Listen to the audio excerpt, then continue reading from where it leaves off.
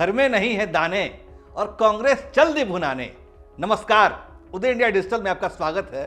जो कांग्रेस हर मोर्चे पर मात खा रही है, साल दर साल उसकी सीटें कम हो रही हैं। राहुल गांधी जैसे कांग्रेसियों को सजा याफ्ता घोषित करके संसद से धक्का देकर निकाला जा रहा है। राजस्थान में सचिन पायलट जैसे खानदानी कांग्रेसी और जमीन से जुड़े नेता को अपनी ही पार्टी के खिलाफ धरने पर बैठना पड़ रहा है। पिछले 10 सालों में जिस कांग्रेस को गुलाम नबी आजाद, कपिल सिब्बल, ज्योतिरादित्य सिंधिया, हिमंता बिस्वा शर्मा, एस.एम. कृष्णा जैसे कद्दावर नेता छोड़कर चले गए, वो कांग्रेस अब दूसरों को सहारा देने चली है ना? आश्चर्य की बात। यानी कि बैसाखी में चलने वाला लगड़ा दूसरों को अपने कंधे का सहारा देने का भरोसा दे रहा है।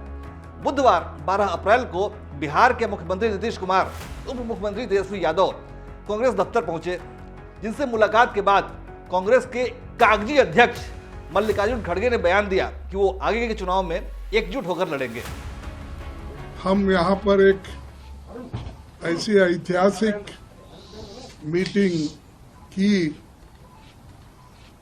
और बहुत सी चीजें हम चर्चे में लाए और एक हम सभी ने मिलकर तय किया कि सभी पार्टियों को एकजुट करना और एक होकर आगे जो चुनाव आएंगे उस चुनाव में एकजुट दिखाकर लड़ना। तो ये हमारा निर्णय हुआ है और हम सभी मिलके उसी रास्ते पे काम करेंगे।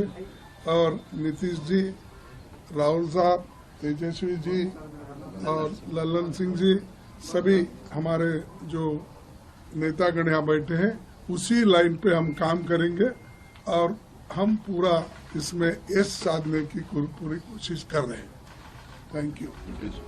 खड़गे जी के इस बयान पर मुझे बस एक ही बात याद आ रही है कि जब जंगल में भेड़िया, लंगूर, लकड़बग्घा, लोमड़ी, भालू जैसे जानवर एक साथ एक घाट पर पानी पीते नजर आए तो समझो दूसरी तरफ शेर पानी पीने आया है। यानी जब नौकरी देने के बदले जमीन लिखाने के आरोपी और उसके एवज में ईडी की जांच का सामना कर रहे लालू और तेजस्वी यादव, काला धन शोधन मामले में उलझे सोनिया गांधी और उनके शहजादे राहुल, यूपी का अपराधीकरण करने वाले अखिलेश यादव, बंगाल में इस्लामी जिहादियों को खुली छूट देने वाली ममता बनर्जी, दिल्ली का कट्टर भ्रष्टाचारी केजरीवाल, तेलंगाना में लूट तंत्र चलाने वाले केसीआर जब एक साथ आगे चुनाव लड़ने की बात करें तो समझो नरेंद्र मोदी और मजबूत होकर उभर रहे हैं। जिस विपक्षी एकता की बात आज कांग्रेस कर रही है वो एक पिटा हुआ फॉर्मूला है। हर चुनाव से पहले इस तरह के रस्मी गठबंधन होते हैं जिन्हें जनता नकार देती है, जिसके बाद ये सभी नेता अगले 4 सालों के लिए कोमा में चले जाते हैं और फिर जब चुनाव आता है तो फिर से जगते हैं और गठबंधन बनाने की कोशिश करने लगते हैं। ये जो अलग अलग दल मिले हैं, ये भ्रष्टाचार के दल में बुरी तरह से घिरे हुए हैं, डूबे हुए हैं।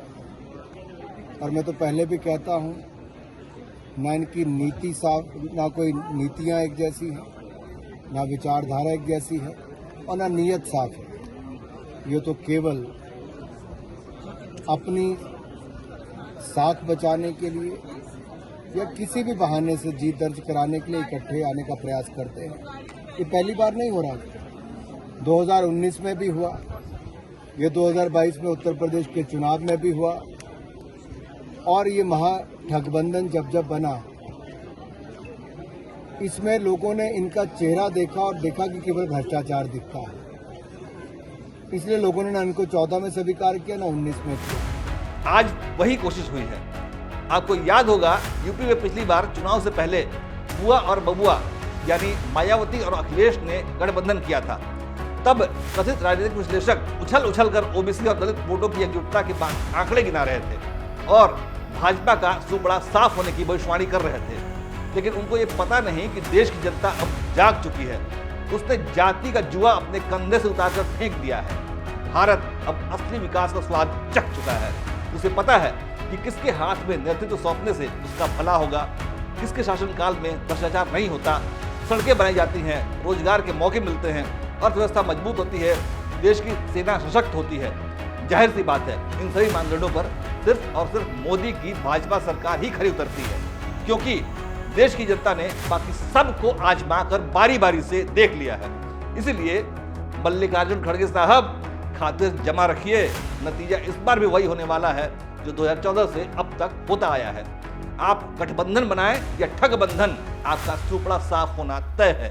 कर्नाटक में जल्दी ही चुनाव होने वाले हैं, जिसके परिणामों से आपको समझ में आ जाएगा कि जनता का मूड क्या है और आपकी सारी खुशफहमी धरी की धरी रह जाएगी। भारत की जनता बेहद समझदार है। आप लोगों ने उसे अंधेरे में रखकर दशकों तक अपनी तिजोरियों का वजन बढ़ाया है। अब गेंद उसके पाले में है, आप तो बस तमाशा देखिए और अपनी घटती हुई सीटों का मातम मनाइए। जय हिंद, जय भारत।